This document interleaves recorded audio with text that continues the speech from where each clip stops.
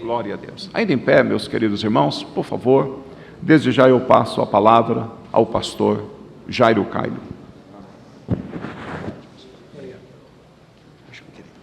Muito obrigado.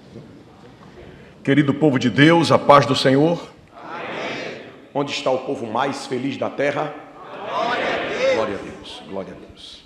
Amados, neste momento eu quero, de todo o meu coração, agradecer a Deus por permanecer convosco desde ontem, quando estivemos aqui cultuando a Deus em um culto glorioso, com a presença de Deus e o Espírito Santo falando conosco. Eu quero mais uma vez agradecer ao pastor Sérgio Bernardes pela confiança em mim depositada para falar a palavra de Deus aos obreiros que estão sob seus cuidados ministeriais, pastorais.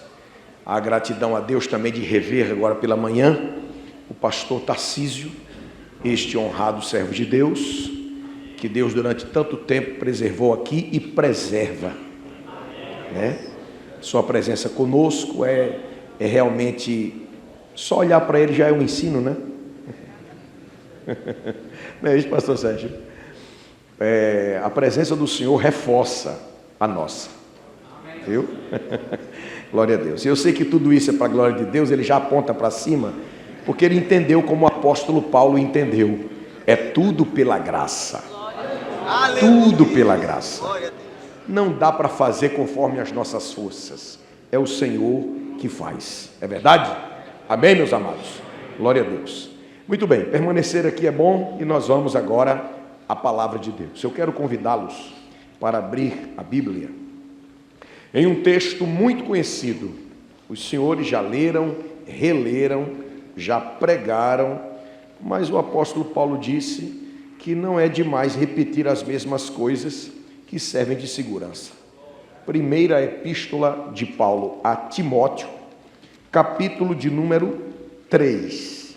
E vamos ler o primeiro versículo. Se der certo, a gente passa para o segundo.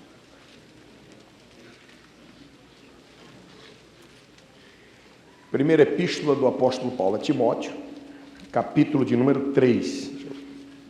Colocando o telefone aqui para me auxiliar na consulta de alguns textos. Ninguém pensa que eu estou brincando aqui no telefone não, tá? Porque tem gente que quando vê a gente com o telefone na mão, pensa que a gente está no WhatsApp. Tá? Não, irmão. Isso aqui é conforme o dono. Telefone é como faca. Uma faca na mão de um assassino produz homicídio. Não é verdade? Mas na mão de uma mulher habilidosa, corta carne, frango, peixe e bota para a gente preparar para comer, né? Não é verdade? Amém? É como o dinheiro. O dinheiro na mão de uma pessoa que é convertida e que teme a Deus, serve tudo para a glória de Deus. Mas na mão de um devasso só compra pecado. É verdade? Amém? Então isso aqui é uma ferramenta. Use bem.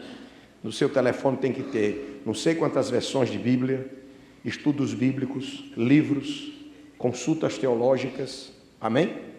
Hino. Dá para dizer amém? Amém. Amém, amém, amém. Muito bem, vamos lá. Primeira epístola do apóstolo Paulo a Timóteo, capítulo 3, diz assim: esta é uma palavra fiel. Se alguém deseja o episcopado, excelente obra deseja. Vale um amém? Amém. Amém. Pode se sentar.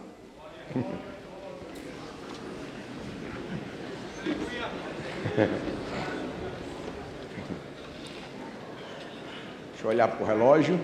Amém. Antes de entrar no assunto que Deus colocou no meu coração, eu quero aqui corroborar com a palavra que foi, acho que está com uma microfonia de agudo, não sei, tira só um pouquinho, talvez do médio, um pouquinho do médio, só um pouquinho. Queria corroborar com a palavra dita pelo pastor Sérgio, a respeito do cuidado de nós fazermos curso teológico com entidade confessional. Fazer um curso teológico na universidade simplesmente porque você está procurando um registro do MEC, isso aí não é objetivo no ministério. No ministério é busca de conhecimento para servir na obra. E muitas pessoas estão confundindo e querendo títulos, né, que tenham registro no Ministério da Cultura. Aí entra por busca de cursos como Ciência da Religião e outras coisas mais da mesma ordem. E não sabem essas pessoas que o objetivo lá, a ementa de cada disciplina, não tem nada a ver com os nossos propósitos. Daí a pouco você está entrando e absorvendo teologia liberal, que não reconhece que a Bíblia é a palavra de Deus. Tá? E a maioria desses teólogos liberais, eles estão desviados. E alguns deles nem em Deus creem mais. Tá? Então tome cuidado pelo caminho por onde anda, porque se o seu objetivo em fazer um curso teológico é servir melhor ao reino, busque, não precisa ter registro no MEC, precisa ter conteúdo sério, professor temente a Deus, que seja fiel às Escrituras, que esteja cheio do conhecimento, mas que acima de tudo esteja centrado nos princípios da palavra de Deus. Bom, amém? Amém. Daí a pouco a gente está tendo desviado pregando, né? Não é verdade, pastor? E aí não é isso que a gente quer. Muito bem, vamos à palavra de Deus. Primeira epístola de Paulo a Timóteo, capítulo 3, versículo 1. O apóstolo Paulo, ele olha para Timóteo e vê em Timóteo uma promessa, e daí a pouco ele vê em Timóteo uma realidade, e aí vê ele também em Timóteo alguém com condições de dar continuidade ao processo na formação de obreiros discípulos, ou discípulos obreiros. Timóteo foi alcançado pela palavra através da pregação de Paulo. O apóstolo Paulo encontra-se com Timóteo por volta dos seus 12 a 13 anos de idade, quando ele prega para sua mãe e para sua avó, Lóide e Eunice. Elas eram autênticas judias, tementes a Deus, que esperavam a vinda do Messias. Elas eram daqueles tipos de judias que estavam esperando a redenção. Quando o apóstolo Paulo se aproxima delas e compartilha a fé no Senhor Jesus, elas de bom grado abrem o coração, recebem a palavra, convertem-se a Jesus porque acreditaram que Jesus era o Cristo. Elas estavam esperando o Cristo. E elas eram mulheres que viviam fundamentadas no ensino do Pentateuco e tinham conhecimento das profecias, por isso estavam aguardando. Timóteo, o rapazinho, havia sido criado no temor do Senhor. Embora talvez fora do local de nascimento de sua mãe e vó, e agora no outro local, ele trazia as raízes do ensino da palavra. E ele se converte junto. Anos depois, por volta de 6 a 7 anos depois, Timóteo já estava com um pescocinho mais grosso, já estava firmado na fé cristã. E quando Paulo empreende a primeira viagem, Timóteo pede para ir junto. E o garoto, de cara, já se depara com uma situação de perseguição ao Evangelho. Ele tinha por volta dos seus 18, 19 anos de idade, ele vai junto e experimenta com Paulo perseguição e prisão. O apóstolo Paulo percebe que, diferentemente de Marcos, que também era crente, não chegou nem ir mais longe, já quis voltar, ninguém sabe o motivo. E o apóstolo Paulo percebe que havia uma diferença entre Marcos e Timóteo, na questão de persistência, consistência. Não que Marcos tenha sido reprovado, mas temporariamente perdeu confiança. O que lá na frente ocorre, que o Senhor Deus trabalha tanto na vida de Marcos, que faz dele uma potência espiritual, a ponto do apóstolo Paulo, no fim do seu ministério, já em meados do fim, dizer assim: eu recomendo a Marcos, é meu cooperador, recebei-o, pode aproveitar porque é bom, está aprovado. Mas no início, ele teve aquela instabilidade de voltar do meio do caminho. Já em Timóteo, houve uma ótima experiência. Ele vê em Timóteo alguém que estava já com toda a convicção, apesar de jovem, toda a convicção. Posteriormente, mais uns 10 a 12 anos depois, Timóteo já estava pastoreando uma igreja. Ele estava pastoreando uma igreja na cidade de Éfeso, um dos maiores desafios em termos de cidade para fazer uma obra para Deus. Éfeso, nesta época que ele escreve essa carta, Timóteo estava em Éfeso. E Éfeso, irmãos, ela era conhecida como a cidade da idolatria e da prostituição. Para vocês terem ideia, ela era tão estratégica, e como cidade estratégica ela era importante, e na sua importância se dava porque ela ficava numa das principais rotas para Roma. Até no período da perseguição, quando se levava cristão para servir de brinquedo no circo Máximo, ou no próprio Coliseu, e dizia assim: os mártires passam por Éfeso. Há uma frase célebre que dizia assim: os mártires passam por Éfeso. Por quê? Ficava na rota. Quem ia para Roma, uma das principais rotas era Éfeso. E como rota comercial, Éfeso também era uma cidade, entre aspas, culturalmente conhecida. Lá estava a estátua de Artemis, a chamada Diana dos Efésios. Lá estava o grande templo. Imagine um templo que tem 120 metros de comprimento, era maior do que um campo de futebol.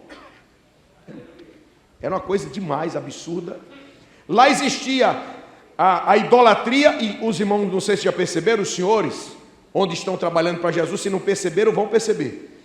Onde há evidências de grande idolatria, também há grande evidência de prostituição. Já notaram isso? Se o senhor não notou, preste atenção que vai perceber. Onde há acentuada idolatria, há acentuada prostituição. Deveria ser diferente, porque idolatria seria uma adoração a deuses, a divindades. E por que prostituição? Porque desde o princípio, toda adoração que não é a Deus, ela tem mistura com o pecado. E é o pecado de prostituição que mais se evidencia. Pode vasculhar na Bíblia e na história que todos os templos pagãos, em todos, havia prostitutas cultuais. E por que isso? Porque é o mesmo princípio. A idolatria é prostituição espiritual. Então, o mesmo demônio que atua na idolatria, atua na prostituição. Porque a idolatria é prostituição espiritual e a prostituição na carne tem o mesmo princípio. E nesta cidade, irmãos, havia esse tipo de coisa. E Paulo escreve a um obreiro que estava trabalhando para Jesus numa cidade dessa. E ele tinha em Timóteo o garoto, que era uma promessa, posteriormente um obreiro, que era uma realidade, e agora ele diz assim: o que é de mim? Entre muitas testemunhas ouviste, confia-o a homens fiéis, para também transmitirem a outros. Ele está enxergando agora um obreiro que, sendo consolidado, poderá repassar para outros. E por que ele faz isso? Porque ele enxerga em Timóteo um obreiro que ele fala e ele sabia que era realidade. Quer dizer, permanece, ele diz lá na segunda carta, permanece naquilo que tens aprendido, sabendo de quem aprendeste. Quando Paulo precisa de alguém para enviar aos filipenses, você sabe quem é que ele se lembra de primeira mão? Depois ele se lembra de Epafrodito e outros mais, mas de primeira mão ele se lembra de Timóteo. Por quê? Ele disse: estou precisando de um obreiro para pregar. Estou precisando de um obreiro para ensinar. Eu estou precisando de um obreiro que não pense primeiro em si, mas que pense primeiro na obra, no reino. E eu estou enviando, está lá escrito na carta de Paulo aos Filipenses, capítulo 2. Estou enviando para aí Timóteo. Porque Timóteo, ele era recomendável. Glória a Deus. Não sei se Deus está falando com você. em alguma coisa? Porque, irmão, se o senhor não é recomendável, o que você está fazendo no ministério? Porque aqui nós temos que contar com pessoas que cumpram a missão. Nós não estamos aqui lidando com atrapalhadores, mas com cooperadores. Quando Paulo escreve aos Coríntios, capítulo 3, versículo 9, diz assim: porque vós sois lavoura de Deus e nós, seus cooperadores. Aquele que opera junto. Deus está operando e eu estou aqui, sim, Senhor. O Senhor quer a pinça, está aqui a pinça. O Senhor quer o bisturi, está aqui o bisturi. Opere e eu estou cooperando. Então não lê errado, a palavra é cooperador, não é competidor. Amém? Aí agora, ele diz assim, percebendo tudo isto, que Timóteo é essa pessoa recomendável, que Timóteo foi um obreiro que consolidou-se, que Timóteo agora estava à frente de uma igreja e que estava formando lideranças. Ele diz, aprende como é que forma a liderança. Aprende a trabalhar com aqueles que vão trabalhar no reino. Vamos lá, formação de novos obreiros. Ele diz, e esta é uma palavra fiel, quer dizer, isso aqui não dá para teimar. Não dá para ter dúvida. O que eu vou dizer agora é inquestionável. E o que é? O que é? Essa aqui, ó. Se alguém deseja o episcopado, daqui a pouco eu vou falar mais de episcopado, mas a palavra episcopado aqui é episcopê. E no versículo 2 ele fala episcopô. E tem uma leve diferença, mas é quase a mesma coisa, que são expressões que falam de um cargo de supervisão, daquele que está trabalhando com outros, daquele que não está trabalhando só, daquele que percebe o ambiente, trabalha no ambiente e prepara o ambiente para continuar progredindo. Está entendendo? Então vamos somente isso agora e depois a gente trabalha mais. Agora ele diz, se alguém deseja isso, se alguém deseja trabalhar nesta obra, se alguém deseja trabalhar como liderança, que trabalha com outros e que inspira outros, o desejo de fazer isso. Olha só, a palavra desejo, que aparece 2 vezes na língua portuguesa, diz aqui, ó, se alguém, diga lá, deseja o episcopado, excelente obra, deseja. 2 vezes a palavra deseja, no grego não são as 2 palavras iguais. A primeira vez que a palavra deseja está, ela é uma palavra que diz assim, esticar-se a fim de tocar. Deseja, é assim, ó.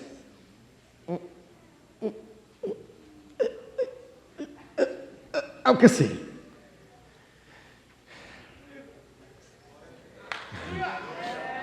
Essa daqui quer dizer assim, a pessoa que está querendo, está realmente convicto. E que realmente está disposto a dar tudo de si para alcançar. Não é um desejo assim, ó. Se der certo. Se colar, colou. Se entender que eu presto. Se achar que eu sirvo. Meu Deus. Isso aqui é um tipo de desejo que se estabelece como propósito. Aleluia. Este tipo de desejo é um negócio que Deus coloca. Pessoas que acham o ministério bonito, não é para essas pessoas. Pessoas que acham o ministério glamuroso, não é esse desejo. Rapaz, eu acho bonito quando está aqueles obreiros lá, tudo, ó, ali, eu queria estar ali no meio. Tenho vontade de participar da diretoria. Para quê? Qual é o seu objetivo? O que é que você está querendo? Está feito um pastor que ele chegou para um irmão aí, vendo ele esforçado nos trabalhos, porque tem gente que enquanto não lhe dão o mínimo reconhecimento, ele dá tudo de si, né? Quando a gente reconhece um tantinho assim, ele... Aí um pastor olhou para o irmão, vendo ele muito ocupado nas coisas da igreja, cooperando com tudo, fazendo e acontecendo. Aí o pastor olhou para ele assim: ó, irmão, nas próximas consagrações, eu vou apresentar o seu nome. Renilson, muito obrigado. Muito obrigado, muito obrigado. Aí, naquela época que os trâmites eram mais simples, hoje tem todo um processo de avaliação do documento e tal, mas houve uma época que não era assim, né? Era pegado assim pelo cabelo e puxava, bora, o irmão vai ser diácono, o irmão vai... Se vocês não se lembram dessa época é porque são novos demais. Aí você diz assim: pastor, e o senhor? Bem, eu tenho hoje 50 anos de idade, criei em Jesus como meu Salvador aos 13, comecei a pregar em evento aos 15, aos 20 anos comecei a pastorear, e do tempo que eu comecei a pastorear para cá já tem 30 anos. Então já é um tempinho. Aí, não é muito, mas... Aí o pastor disse: eu vou apresentar seu nome. Disse, muito obrigado, ok. Quando foi no dia lá, para o diaconato, a lista. Aí apresentou o nome do irmão. Quando disse o nome do irmão, fez: ok, para diácono. Eu queria, era esse lugarzinho aí. O lugar dos presbíteros, dos pastores. Você acha que esse desejo foi colocado por quem? Não diga que é o diabo também, não. Tenha calma, pelo amor de Deus. Essa pessoa ainda não entendeu o que é ministério. Quando Paulo diz aquele que aspira, ele está dizendo alguém que está querendo dar tudo. Alguém que está disposto a não medir as dificuldades e consequências. Os senhores se lembram quando ontem à noite eu falei que Jesus disse: as portas do inferno, portanto ligado ao entendimento é morte, sepultura, não prevalecerão contra a igreja. Aí eu pergunto: a morte deteve a Jesus? Não. Sim ou não? Não. Não. A morte continua perseguindo a igreja? Sim ou não? Sim. Mata um, mata outro. Parou a igreja? Não. Deteve a marcha da igreja? Não. Quanto mais matava crente, mais aparecia crente. Quanto mais matava obreiro, mais surgia obreiro. Aleluia, Jesus. Glória a Deus. Aí eu pergunto: e o senhor está disposto a entrar por esse caminho? Eita Deus. Ou vai parar de pregar contra o pecado porque alguém está ameaçado de ser preso porque pregou contra o pecado? Eu estou com a vontade de pregar na prisão. Meu Deus. Eu não sei se alguns irmãos aqui viram, mas no período de pandemia, algumas pessoas disseram: o senhor está louco, o senhor está doido, o senhor cria juízo. Por quê? Porque durante aquele período nos foram impostas coisas que eram sem sentido. Eu ia no supermercado que tinha um tamanho de um templo desse, e podiam entrar ali 150, 200 pessoas ao mesmo tempo para fazer, mas um templo desse tamanho só podia reunir 20. Qual é a coerência? Você acha que o critério é o mesmo? Ou vocês não acham que eles estavam surfando na onda para fazer o que eles tinham vontade a vida inteira, de privar a gente de se congregar? Não vem me dizer que era questão de segurança sanitária, que não era. Não era. Lá na cidade onde eu pastoreio, botaram para quebrar em cima da gente. Vocês só podem reunir 20 pessoas no templo. O templo grande, mas só podia congregar 20. E no supermercado podia entrar 100. Eu digo: por que é que lá o vírus não age e aqui na igreja ele congrega?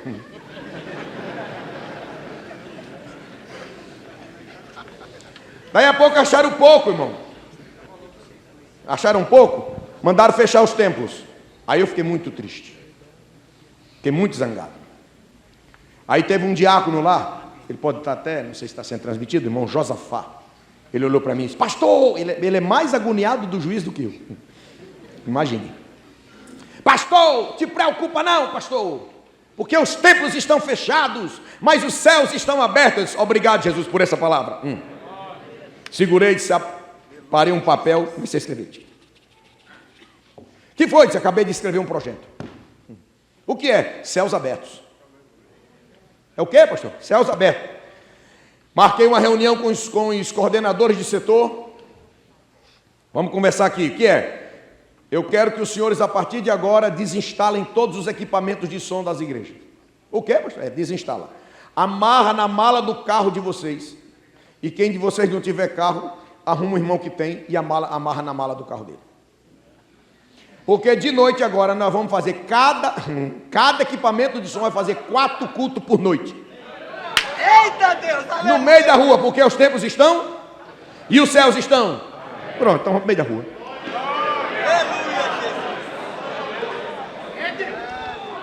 Uhul. Irmão, pelo amor de Deus. Você sabe que os filhos de Candinha, vocês entendem essa linguagem? Os filhos de Candinha com raiva. Onde a gente fazia um culto, que era culto de meia hora, só foi culto de meia hora, não precisa mais que isso não, meia hora. Fala de Jesus aqui, toca a trombeta, tira a tomada da energia, vai para outra frente, de outra casa, mete de novo a tomada, faz outro culto, irmão. Imagina aí, 13 equipamentos, eram 12 na época, 12 equipamentos de som fazendo 4 cultos por noite. Irmão, a cidade pegou fogo. E o pior, a polícia só tinha 2 viaturas, tinha denúncia, eles chegavam no canto... para pedir. Chegava no canto e disseram que aqui estava tendo um culto. Já mais terminou. Aí vai para outro canto. Os bichinhos só faltaram endoidar, irmão. Mas teve um que eu demorei mais o culto, eu estava na rua, estava empolgado. E tome, tá, e orando aqui. E o povo pedindo, continua. Porque o povo em depressão, ouvindo a palavra de dentro de casa e recebendo renovação, aceitando Jesus, se reconciliando. Era crente sendo renovado. Era crente desviado se reconciliando e gente aceitando Jesus. Aí eu estou aqui no meio do culto, numa oração, daqui a pouco assim. Você sabe que eu estou aqui com os olhos fechados, mas tem uma claridade na minha vista, não tem? Com você não é assim também? Aí daqui a pouco escureceu tudo assim, né? E eu continuei orando. Quando eu abri os olhos, era o sargento. Estava na minha frente. Pastor, tem que terminar esse culto agora. Eu falei assim, é por quê? Porque o senhor está aglomerando no meio da rua. Eu estou aglomerando no meio da rua. Tá. O povo está tudo espalhado, não está aglomerado não. Não, mas não pode não. Digo, onde é que está escrito no decreto que eu não posso fazer esse trabalho assim? Não tem canto nenhum. Disse, então, eu não vou parar, eu vou continuar pregando o evangelho. Disse, pastor, não faça isso, pastor, que eu vou ser obrigado a lhe prender. Aí eu fiz assim, se eu estiver errado, me prenda. Ele disse, mas eu não posso lhe prender, então deixa eu fazer o culto e dê licença. Aleluia, Jesus. Eu com a vontade de ser preso para pregar para quem estava preso. Você quer saber qual foi o resultado disso? Nós iniciamos a pandemia com 13 ou com 7 congregações, terminamos com 13. O povo aceitando Jesus, eu tive que começar a construir para quando terminasse aquele arroxo, o povo já tem onde se congregar. E a gente está lá. Amém? Aí o cara vai ficar frouxo, tem de ai meu Deus, Jesus, meu Deus. Tira esse tempo. Não, irmão, nesse tempo Jesus salvou gente, nesse tempo Jesus batizou pessoas, nesse tempo Jesus renovou, nesse tempo... Irmão, Deus não para não. E o povo que morreu, está no céu com ele. Deus não tem negócio com covarde, nem com frouxo. Deus tem negócio com quem tem coragem, com quem não tem medo de morrer. Eu chegava na casa do povo, o povo dizia assim, pastor, pelo amor de Deus, eu estou com Covid. Eu digo, não é por isso que eu vim aqui? Mas eu vim lhe visitar porque o senhor está com Covid. Mas você assim, mas o senhor pode pegar também. Disse, qual é o problema? Deixa de ser egoísta, deixa eu pegar também, você não pegou? Irmão, durante todo esse período eu não peguei. Peguei não, durante todo esse período. Agora é o seguinte, eu cuidava dos irmãos, não vou dizer o protocolo, porque daqui a pouco vão começar a me censurar, eu não estou querendo que você desvie seu foco. Mas eu usei um procedimento e orientei os irmãos e eu chegava na casa dele com os pacotinhos prontinho. Olha, tu vai tomar isso aqui, tanto tempo assim, vai fazer isso, todo o procedimento. E tudo que eu orientei os irmãos, deixa eu dar o resultado. Eu não perdi nenhum crente por Covid. Eu vou repetir. Nenhum crente da igreja que se congrega comigo morreu de Covid. Nenhum. Tu já está sabendo que foi que os irmãos tomaram, né? Mas fica quieto. Porque tem gente que ainda acha que...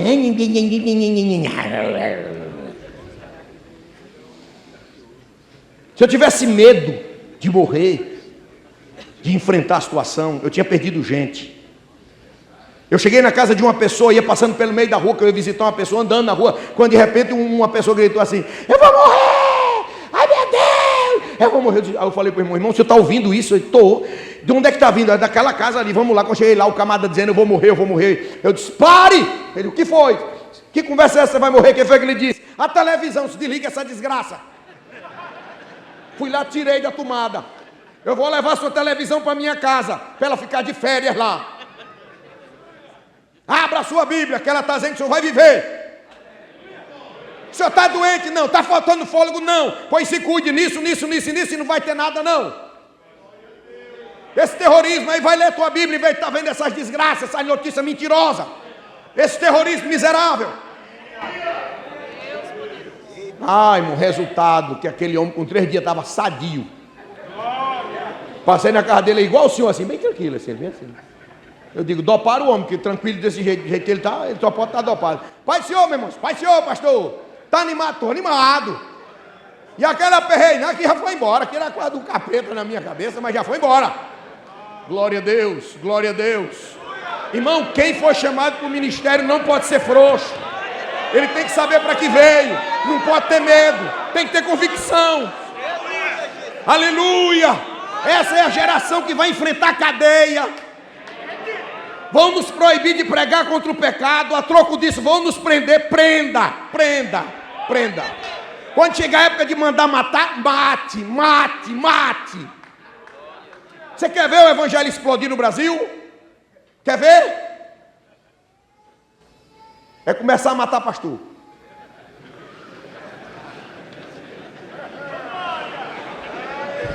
Está querendo entregar a carteira agora já?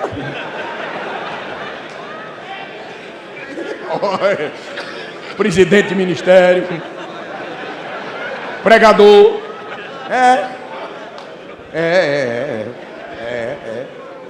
Sim.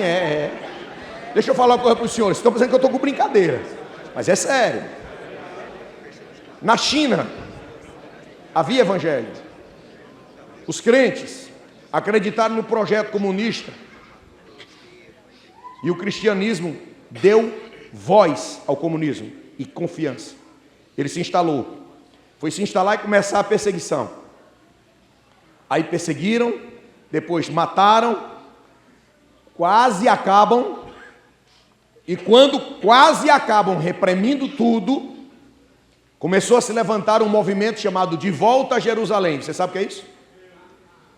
Você sabe o que é isso? Alguém já ouviu falar desse movimento? Não, né? Vou falar. Um movimento chamado De Volta a Jerusalém. O que é isso? Eles leram e entenderam que Jesus disse assim, em Jerusalém: até os confins da terra. O movimento era de Jerusalém para os confins da terra. Eles entenderam que eles eram os confins da terra. Aí disseram: pronto, agora vamos fazer o movimento de volta. E no caminho deles estavam as nações mais perseguidoras e matadoras de crentes. Aí eles começaram a se encher de Deus. E começaram a ter um projeto de vida. Enquanto não me prenderem, enquanto não me matarem, eu tenho que ganhar outra pessoa para Jesus.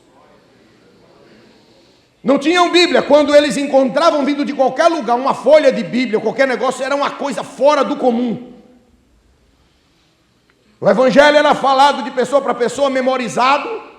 E quando entrava uma Bíblia no conhecimento deles, eles decoravam a Bíblia. No meio desse movimento se levanta um homem chamado Irmão Yun, que depois se tornou conhecido como o Homem do Céu. Irmão Yun foi levantado por Deus para um avivamento dentro da China. E tome conversão. E o lema é: enquanto eu não for morto, enquanto eu não for pego, eu tenho que ganhar outra pessoa para Jesus. Os cursos teológicos eram assim, de crente para crente, transmitindo conhecimento. Disciplina: como se manter vivo numa prisão. Como manter a fé enquanto sou perseguido. Eram os assuntos. E as pessoas começaram a converter, igreja escondida, igreja perseguida, igreja crescendo, de maneira que o crescimento se tornou tão estrondoso, que no final dos anos 2000 para 2010, agora há pouco, a igreja da China chegou a 200 milhões de crentes. Tu sabe o que é isso? É a população brasileira. Como é que pode isso? mata crente e crente é mais crente. Irmão Yun, tem tanta coisa para falar sobre aquele homem, um aprendizado tão fantástico. Eu vou falar rapidamente aqui. Aquele homem nunca teve sossego na vida. Até para ele se casar, no dia do casamento, ele não pôde dormir com a própria esposa, porque a polícia chegou na hora do término do casamento, um saiu por uma janela e outro saiu por outra. E ele passou a vida inteira desse jeito. E Deus falou com Yun dizendo assim: eu vou permitir que você seja preso, porque Yun vivia de escapar, era pregando o evangelho e escapando. Até que o Senhor falou com ele assim: eu vou permitir que você seja preso, porque eu tenho uma obra para fazer dentro da prisão com você. Aí também ele nem relutou. Quando vieram, ele já se entregou. Prenderam Yun. Levaram para uma cela que tinha 200 pessoas. Dentro de 2 dias, as 200 pessoas se converteram. Disseram: fizeram errado, tira esse homem daí, tira. Bota ele numa cela com outros que já sejam da raça dele. Resultado, o barulho foi grande, mas vieram ver o que era. Jesus tinha batizado os 10 com que ele estava. Tira esse homem daí, deixa ele sozinho. Deram uma surra nele que esfolaram os joelhos. Ele não conseguia ficar em pé. Só ficava de tanto que apanhou nas pernas. Aí deixa ele só ir com esse outro, que já é da raça dele. E deixa ele aí. Só vamos dar para ele, no máximo, comer uma vez por dia, para ver se ele aprende. E não precisa dar comer todo dia para ele, não. Passou dias ali e era Deus fortalecendo a fé daquele outro irmão. Até que ele olhou para a cara do irmão e disse assim: Deus falou comigo ontem à noite que vai me tirar daqui, porque tem outro projeto comigo em outro lugar. Aí o irmão olhou para a cara dele assim: irmão Yun, o senhor acho que apanhou também na cabeça, o senhor não foi só nas pernas, não. Eu sei que quando foi daqui a pouco, eles escutaram um barulho, brá, brá, brá, brá, brá, brá. Olharam para a fechadura lá da porta e estava tudo aberto.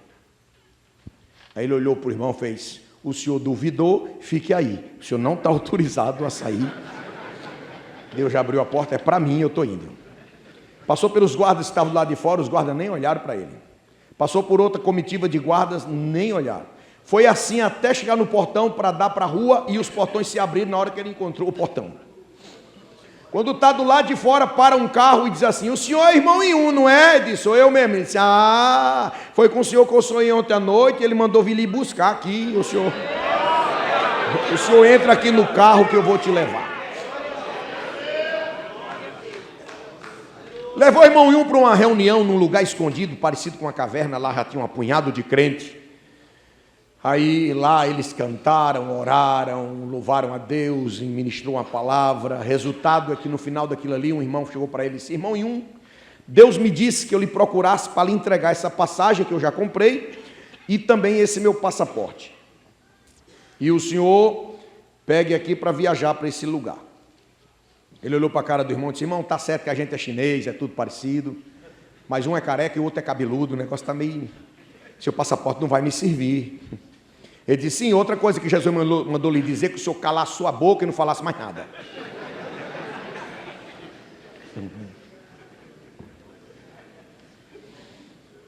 Não deu nem para dizer amém, muito obrigado, né? Foi embora. Chegou lá, passagem, passaporte. A mulher do guichê olhou e fez: esse aqui não é o senhor, fica aqui de lado. E ele atendeu todo mundo, olhou para a cara dele e disse: eu já lhe disse que esse aqui não é o senhor. Pode seguir, vai embora. E ele seguiu. Foi até o destino dele. Quando desembarcou lá, quem estava no desembarque era uma pessoa que conhecia Yun. Aí disse: o senhor é irmão Yun? Sim. Como é que o senhor chegou aqui? Eu disse: irmão, não sei, só sei que o senhor me disse que eu saísse de lá calado, não falasse nada com ele. Pronto, agora eu estou entendendo. Existe um procedimento por reconhecimento de voz dentro dos aeroportos à sua procura.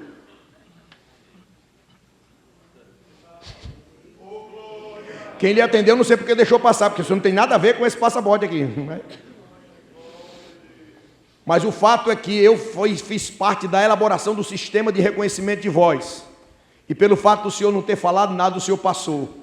Vai, Cumpre o teu ministério que Deus te mandou. Deixa eu te falar uma coisa. Esse homem tem medo de morrer, irmão? Esse homem sabe o que quer na vida? Pois eu quero perguntar, e o senhor sabe o que quer na vida? E por que é que o senhor se entristece tão fácil quando alguém lhe faz uma careta? O senhor está recuando porque alguém lhe deu uma palavra dura? O senhor está chateado porque alguém lhe colocou numa prova no ministério? Porque já faz tempo que não recebe o microfone na mão? Porque não teve agora mais um reconhecimento na vida?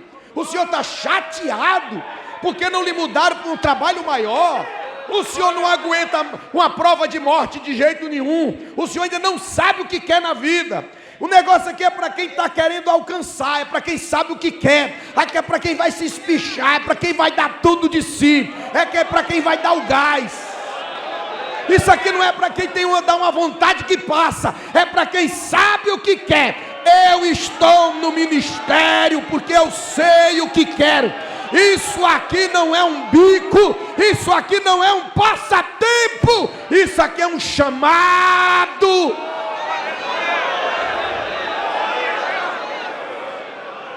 Que consome a vida daquele que é chamado.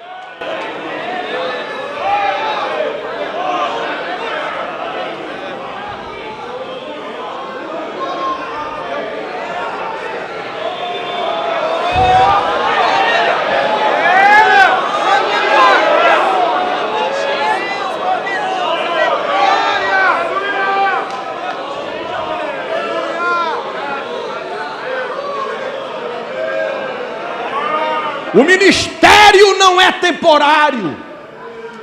Ele consome como um projeto de vida.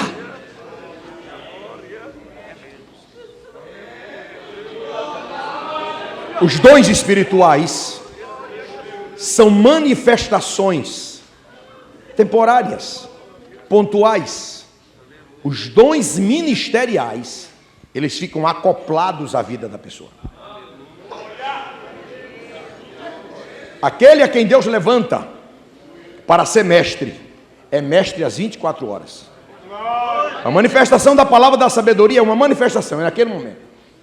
A manifestação da palavra da ciência é aquele momento. A manifestação dos dons de curar é aquele momento. A manifestação de interpretação de línguas é aquele momento. A manifestação da palavra da profecia é aquele momento, é a manifestação. Mas aqueles a quem Deus chamou para ser pastor, é 24 horas pastor. Se acordar um pastor de 4 horas da manhã, ele levanta, acorda e faz: sim, meu irmão. Pois não. Acordou um profeta às 3 da madrugada, o que o senhor deseja, meu irmão? Ele já vai logo assim com o dedo assim estendido assim. E ele já vai lhe confrontar no meio da conversa. Se foi um mestre, vai receber lição às 3 da madrugada. Ele vai te dar uma lição. Por quê? Porque os dons ministeriais, eles ficam acoplados à pessoa. Então entenda de uma vez, você não está aqui de temporada. E se for para ser de temporada, você está no lugar errado, você se equivocou. Você não sabe do que quer na vida. Aquele que aspira, com todas as suas forças ele quer. Na primeira dificuldade,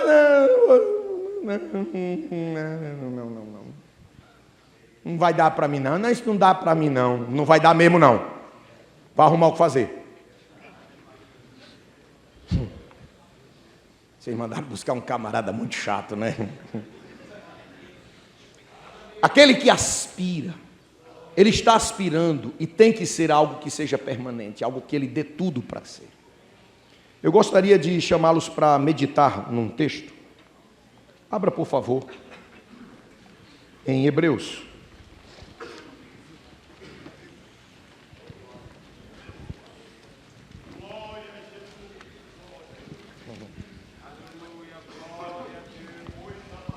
Capítulo de número 12, versículo 16, por favor.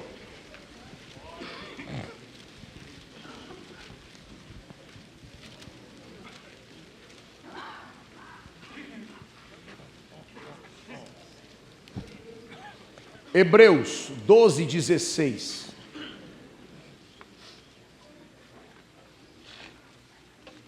Abriu? E ninguém seja fornicador ou profano, como Esaú, que por uma refeição vendeu o seu direito de primogenitura. Irmão, me diga uma coisa. Esaú nasceu primogênito, sim ou não? Está com dúvida? Ele nasceu primeiro. Jacó veio agarrado no pé dele. Quem saiu primeiro foi Esaú. Você acha que isso fugiu o controle de Deus? Foi uma distração, Deus estava meio distraído, Esaú passou e disse, mas esse homem foi mais rápido que eu. Foi assim que Deus fez, Deus estava meio distraído, aí Esaú passou na frente e disse, mas homem, era para ter sido Jacó, esse homem é apressado demais. Na hora que eu estava tomando um cafezinho, Esaú passou na frente. Foi assim? Foi não. Deus perdeu o controle? Irmão, quem dá primogenitura é Deus. Quem faz você nascer na frente é Deus. O primogênito é herdeiro com porção dobrada, segundo o desejo de Deus. O primogênito ele herda a bênção patriarcal. Pastor, sempre acontece assim. Existem ocasiões que a pessoa joga fora, desonra. E se tem uma coisa que Deus leva a sério é a questão de honra. Por isso você honre a quem honra. Quem não leva em conta a honra está desonrando a Deus. É princípio de autoridade. Vigia com isso, pelo amor de Deus. Aí Deus dá a primogenitura a Esaú. Está aqui. Mas a Bíblia diz, é assim, é o conselho do escritor aos hebreus. Não seja fornicário. O que é o fornicário? É o camarada que faz o vale. Ele vai na frente. Ele não espera o tempo. Ele não tem paciência. Profano não respeita o sagrado. Profano não respeita o sagrado. Primogenitura é uma coisa sagrada. Ele foi profano. E por uma refeição vendeu. E eu quero agora aqui olhar para a palavra vendeu. É uma palavra chamada apodidome, que o significado dela significa abrir, entregar, abrir mão de algo que lhe pertence. Não é quando você vende as coisas dos outros, você vende aquilo que é seu. Você está abrindo mão daquilo que é seu. Você vendeu aquilo que é seu. A primogenitura era dele. E ele vendeu o direito. Se teve alguém ruinzinho aí da vida, não foi Jacó não, foi Esaú. Jacó fez uma proposta. Por que é que Deus aborrece? Está lá escrito, eu aborrecia Esaú e amei a Jacó. Jacó desejava. Eu quero. E ofereceu um preço barato. Como é, pastor? Preço barato. Prato de comida qualquer pessoa faz. Eu vou repetir, que isso é muito sério. Prato de comida em qualquer lugar se encontra. Qualquer pessoa prepara. Ruim ou bom. Gostoso ou não saboroso. Qualquer pessoa faz. Primogenitura. Só Deus dá.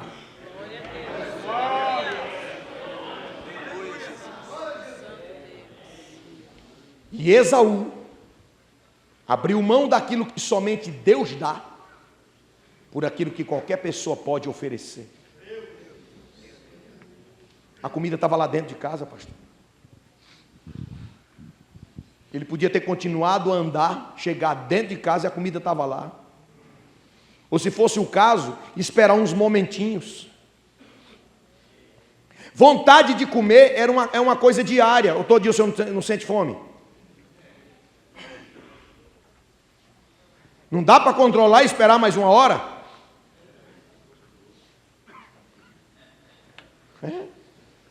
Espera mais um tempinho.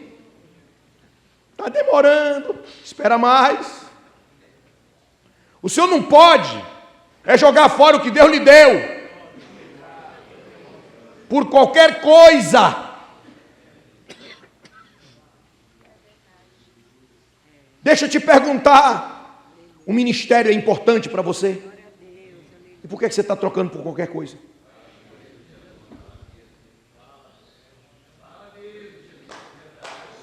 Processa aí na tua mente isso. O senhor é casado. Falando aqui bem sincero. O senhor tem uma esposa. Quando o senhor chegar em casa, o senhor vai ter sua mulher. Mas tem alguém querendo acabar com o seu ministério, lhe oferecendo muitas pelo meio da rua.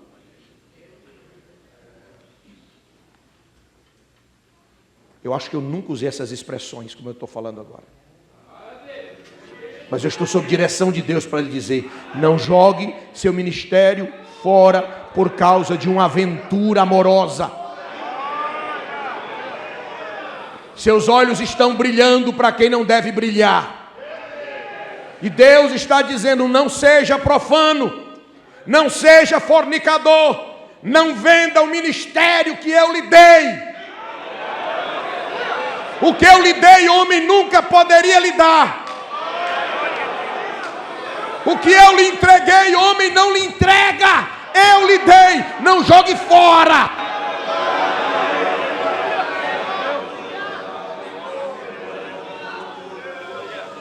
Existem propostas de outras qualidades que estão batendo a sua porta. Mas se o senhor aceitar, o senhor vai perder a sua autoridade ministerial.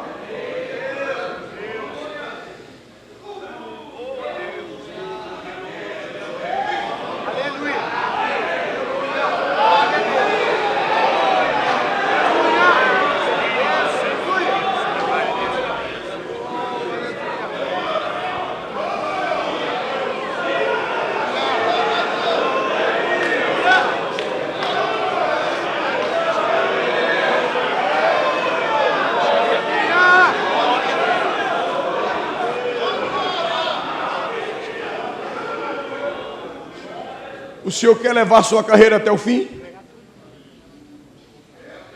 Não seja profano. Não seja fornicador.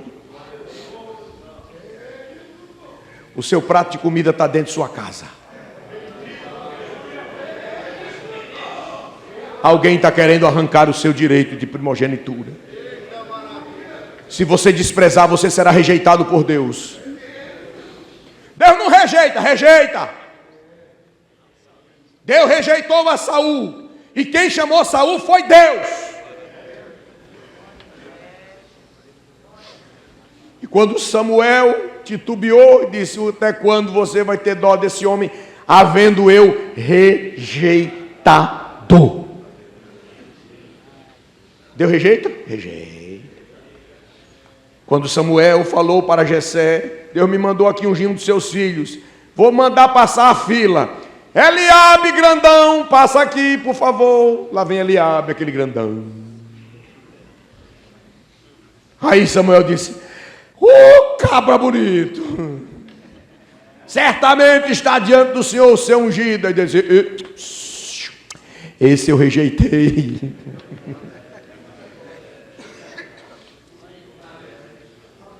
Aleluia. Não queira ser rejeitado, não. Aleluia, aleluia, aleluia. Se alguém deseja. Gente, o episcopado é uma obra que Deus nos coloca sobre, mas para servir aos que estão sob. O supervisor não é para pisar, é para conduzir. É para dar direção, é para ensinar os procedimentos, é para coordenar situações e projetos. Episcopado.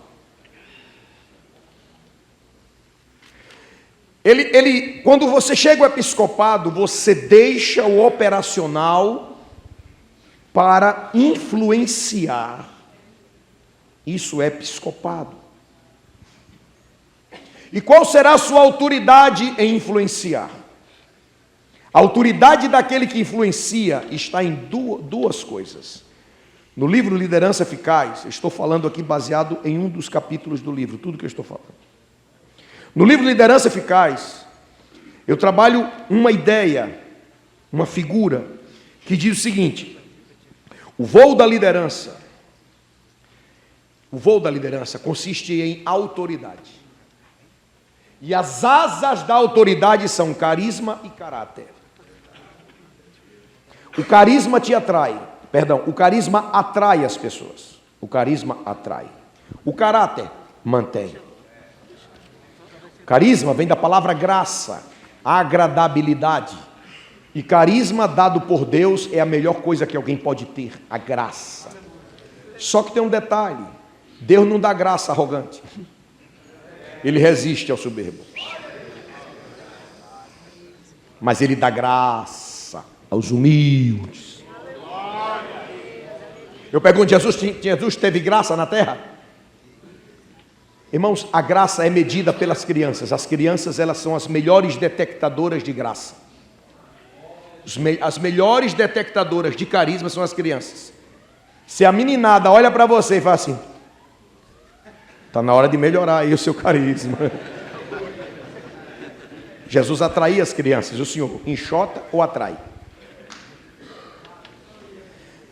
E quem mais detecta caráter? Os velhos. São quem mais detectam caráter. Porque o velho, ele dá, às vezes dá até uma de bobo, o ancião. Mas vai dando corda. Aí você vai se expondo, estou te medindo de ponta a ponta. O cara falando: é mesmo, fala até doido. Rapaz, é mesmo. E o cara vai se soltando e diz: vai, se entrega, vai, se entrega. Caráter é formado passo a passo, é um conjunto de características, de comportamentos que definem quem é a pessoa. Através dos seus propósitos, das motivações, daquilo que você faz, vai definindo quem você é. Aí é o seguinte: as bases do caráter lançadas até os 7 anos de idade. Aí se constrói até os 20 aproximadamente. Quando chega aos 20 anos de idade, o camarada já é quem é. Pastor, e depois dos 20 anos, o camarada não muda, mas não muda. Tem duas coisas que mudam e modificam caráter, altera. Uma se chama sofrimento. Capotada de carro, doença, aperto, angústia. Dá falou misericórdia, mas sofrimento aperta o camarada, regula. Vai mudando. Não era assim não, mas agora é. Sofrimento, irmão. É cada lição que sofrimento dá. Pastor, e fora sofrimento, que eu não queria mesmo esse negócio aí.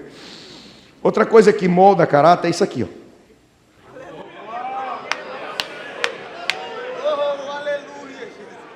Por isso que Jesus passou aquele tempo todo, palavra no discípulo, palavra. Quando Paulo trata, palavra. Timóteo, palavra trata. E ele diz mais: a palavra é proveitosa para instruir, corrigir, redarguir, ensinar, para que o homem de Deus seja perfeito, perfeitamente instruído para toda boa obra. Vai fazer a obra depois que estiver qualificado, perfeitamente instruído. E antes de ser perfeitamente instruído, vai ter que ser caráter tratado. Estão entendendo o que eu estou falando? Então eu disse aos senhores que o episcopado é essa tarefa de quem dirige, coordena, supervisiona, administra, inspira, forma. Você deseja isso? O senhor deseja exercer esse ministério? Muito bem, então você vai ter que ter autoridade para isso. A sua autoridade estará no seu carisma e no seu caráter. Caráter construído em Deus, carisma dado por Deus. Aí o Senhor agora vai ser exemplo. Jesus, ele disse que o pastor, ele entra no rebanho, fala com as ovelhas, chama as ovelhas pelo nome, elas ouvem a sua voz, ele dá as costas para elas e sai adiante delas e elas o seguem. Repita isso, as ovelhas o seguem. E por que o seguem? Porque o pastor chega para elas conversando, se relaciona com as pessoas. Se relaciona com personalidade, pessoalmente, chamando-as pelo nome. Aquele que fala com elas, aquele que as chama pelo nome, tratamento personalizado, é o mesmo que alimenta, cuida e defende. Aí ela sabe, aquele que fala comigo, aquele que me trata pelo nome, é o mesmo que cuida, defende e alimenta. Então, quando ele for numa direção, eu vou seguindo. Meu Deus. Se as pessoas não lhe ouvem, você não é líder de nada. Se as pessoas não lhe seguem, você não é líder de nada. E como as pessoas irão me seguir? Converse com as pessoas, trate com as pessoas, trate com personalidade. O senhor não é vaqueiro. Vaqueiro empurra lá o gado e vai tangendo por trás. O senhor é pastor de ovelha. Chama pelo nome, conversa pelo nome, trata pelo nome, cuida delas, elas entendem que o senhor realmente merece confiança. Quando o senhor vai, elas lhe seguem. A Bíblia diz, Jesus falou, ele segue adiante, ele vai adiante delas e as ovelhas lhe seguem, as ovelhas lhe seguem, as ovelhas lhe seguem. Eu acho tão lindo que aquele pastor, para onde ele vai, o povo segue, o povo lhe acompanha, o povo lhe copia, o povo lhe imita. Ele tem autoridade.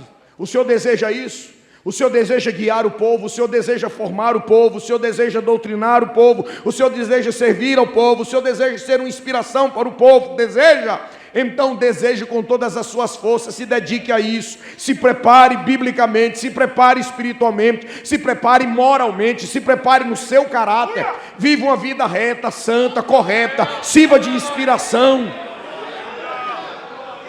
Aleluia! Você deseja, dê todo o seu esforço, toda a sua energia nisso.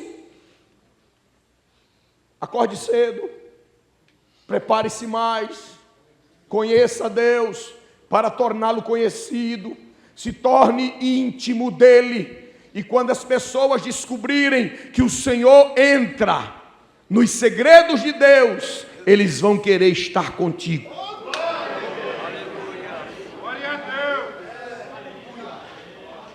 Não tem nada mais inspirador do que ter um líder que nós dizemos, ele mantém contato com Jesus. Dá prazer conviver com quem a gente sabe que é íntimo de Jesus. Porque eu não sei o senhor, mas me dá um abuso, irmão, de conversar com gente, só conversa besteira, leseira, coisa sem futuro. A impressão que tem é que ele não passa nem na porta do céu. A impressão que tem é que ele não se tranca com Jesus hora nenhuma. Abra por favor a sua Bíblia em 1 Coríntios capítulo 4, versículo 1.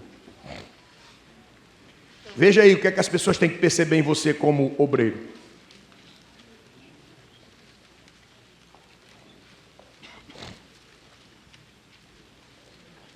Vou pegar mais um aqui, viu, pastor? Ô, homem usado, pode abrir aquele ali, para o senhor não perder seu galardão. Esse copo de água fria, o senhor vai receber galardão. Glória a Deus. Não preocupe não. Está dando trabalho para abrir, mas aí é o preço. Não desiste não. Isso. Aleluia. Pode deixar aqui mesmo. Deus te abençoe, recompense. Verdade te digo, não perderás teu galardão.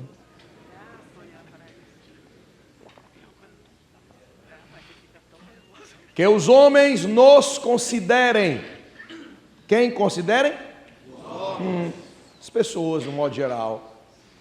nos considerem. A palavra considerar vem de um radical chamado sider, significa espaço amplo. Quer dizer, que as pessoas ao olharem assim, entendam. Considerar é observar amplamente e entender. Que os homens ao olharem, entendam, percebam. Que os homens nos considerem como, diga, como o quê? Ministros de Cristo. Opa, já está aparecendo alguém carregando uma pasta assim. É assim, é? É nada. A palavra ministro vem de duas expressões gregas, rupé e eresson, que as duas juntas dá ruperetes, e essa expressão significa os que remam lá embaixo. É o quê, pastor? Eu estava querendo até ser ministro, agora desisti. Como é o ministro? Não. Remador? É. Ele fica lá no porão da embarcação e a responsabilidade dele é fazer a embarcação andar. Aleluia. E quando ele sai de lá, não, ele fica lá. E não dá nem para ir lá no convés, não, é só lá embaixo mesmo remando. O negócio dele é fazer a embarcação andar. E não tem nem parabéns. Nem alguém diz assim, que serviço bem feito, que remada boa que você deu agora, hein? Não. E ele está lá para quê? Diga, para remar. E depois? Mais uma vez? E na sequência? Porque o compromisso dele é fazer a embarcação andar. Que os homens ao olharem para você percebam que o Senhor está comprometido com o andamento da embarcação. Porque tem gente que só rema se for ele na direção. Se for outro para dirigir o barco, ele não rema. Fica olhando. Eu quero só ver o que vai dar, eu quero só ver. Não ajuda nem com os olhos. Deixa de ser ruim. Pega no remo, rema. Você foi chamado.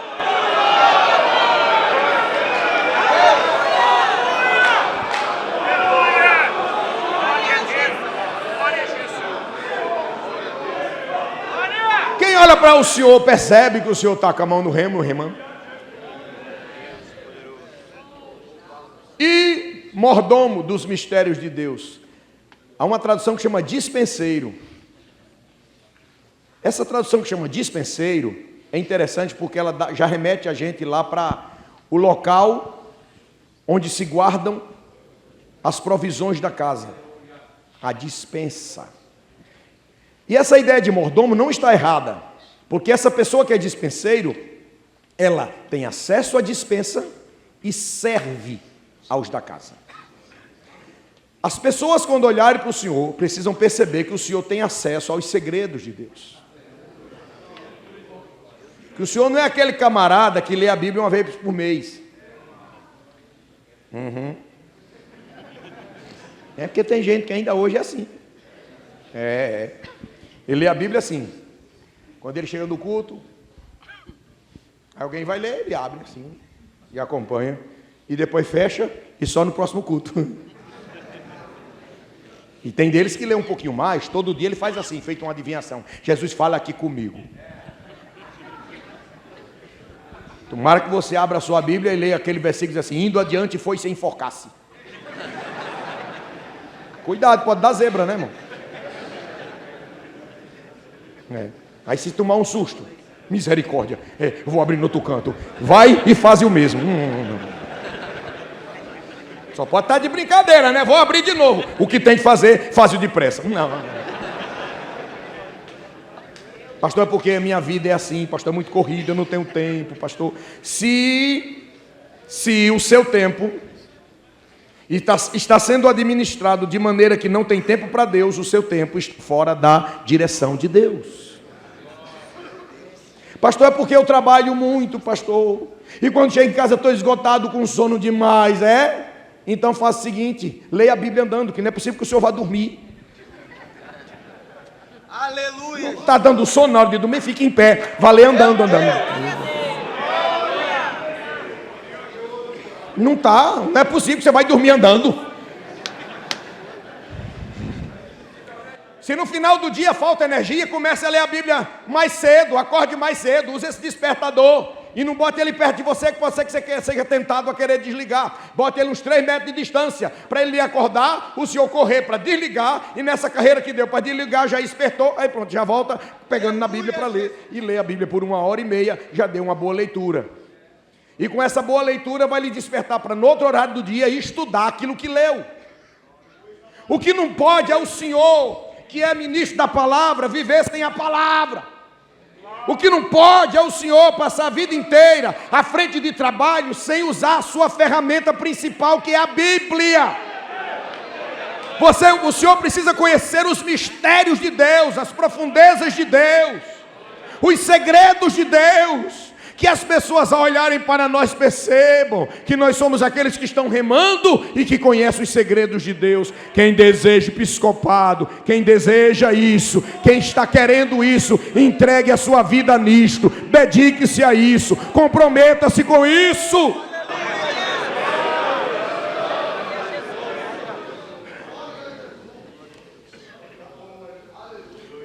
Se alguém aspira ao episcopado, diga excelente. Excelente. Muito bem, excelente. Bonito, gracioso, eminente, insuperável, precioso, proveitoso, apropriado, recomendável, admirado. É tudo que é excelente. Kalos é a palavra. É uma das palavras utilizadas para aquilo que é bom. Mas não é apenas para aquilo que é bom do ponto de vista proveitoso, mas bonito. Irmão, o ministério, ele é bonito. É por isso que tem gente que fica impressionado com ele. Que ele não é somente bom, ele é bom e bonito. Amém? Aí ele diz aqui, aquele que aspira, aquele que vai dar tudo de si, porque precisa dar tudo de si pelo episcopado, excelente obra, diga obra. Ergon. O que é ergon? É um trabalho feito com a mão. É um trabalho dedicado que exige esforço. Ministério, desculpa a expressão, mas eu vou usar. Ministério não é coisa para vagabundo, nem para preguiçoso. É duro isso, não é? Mas eu acho que eu estou no lugar certo. Esse aqui é o fórum de tratar isso. Amém? Excelente obra, diga assim agora, almeja, ou deseja. Pronto, o termo agora significa ansiar. Você tem que desejar essa tarefa. Quando o senhor desejar o cargo, se lembre que o cargo tem uma esposa. Quem é a esposa do cargo? Pronto, é a carga. Então, se o senhor deseja, o cargo vai ter que levar a carga. E a carga é o complexo, o compêndio, o conjunto de responsabilidades. É serviço para suar. A responsabilidade é grande. Eu rogo a Deus que Ele tenha falado aos corações nesta manhã. Aleluia, glória a Deus. Tem um hino que diz assim: de madrugada me levanto para orar. É assim? Deixa eu ver se eu tenho aqui a letra. Diz assim, ó. De madrugada eu me levanto para orar. Sinto que alguém pertinho de mim está. E este alguém eu posso reconhecer. É meu verdadeiro amigo que veio me socorrer. E este alguém eu posso reconhecer. É meu verdadeiro amigo que veio me socorrer. Ouço uma voz bem pertinho de mim, dizendo: pede o que quiseres, que eu estou aqui. E sem sentir eu começo a chorar, em línguas estranhas falar. Sinto o poder de Deus. e sem sentir eu começo a chorar.